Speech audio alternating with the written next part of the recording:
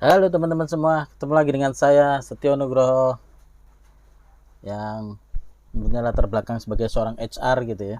Dan kali ini saya akan share tentang how HR should measure hybrid productivity. Jadi produktivitas yang hybrid gitu ya.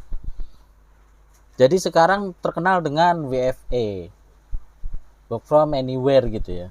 Jadi yang dilihat adalah output, bukan activity-nya tapi output-nya gitu. Jadi orang nggak ngeliat prosesmu lagi ngapain atau bagaimana dalam 8 jam itu, tetapi output-nya target atau tidak. Terus kemudian di situ kita bisa melihat ketika output-nya sudah oke, berarti ada yang namanya complete test ya. Jadi to do list-nya itu sudah complete. Terus kemudian deadlines-nya, timeline-nya gitu ya.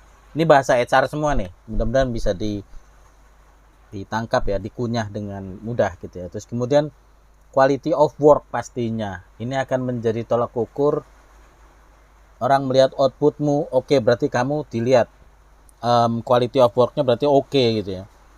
Terus kemudian kalau yang di poin terakhirnya ada namanya deadline itu tadi ya. Deadline itu adalah timelinenya untuk mencapai itu seperti apa sehingga outputnya sesuai KPI, balik lagi gitu ya.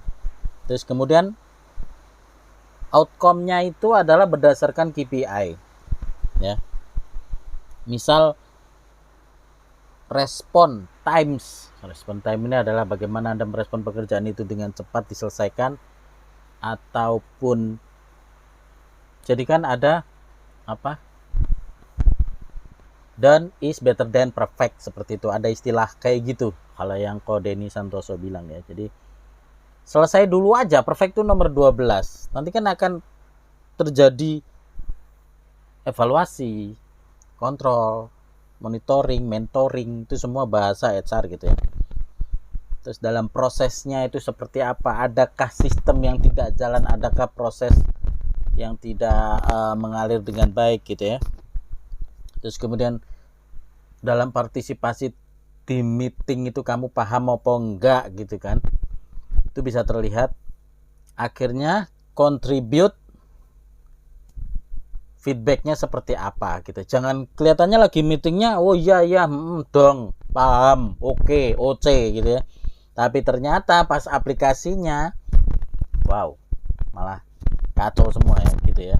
Terus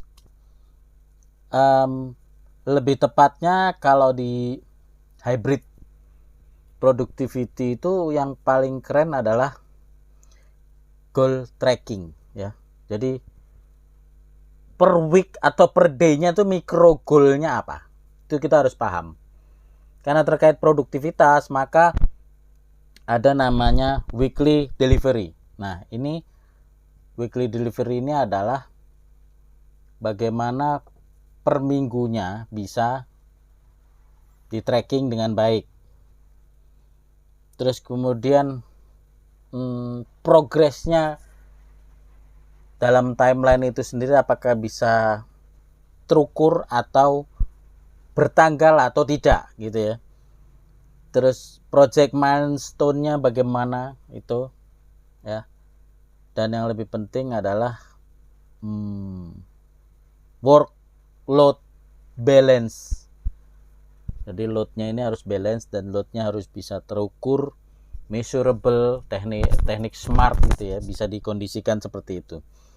Jadi dalam mengukur hybrid productivity ini ada beberapa poin tadi. Nah itu bisa teman-teman terapkan, bahwasanya mana yang nggak jalan, mana yang jalan, mana yang menjadi kendala, di skip dulu, nanti kita baru bahas kendalanya.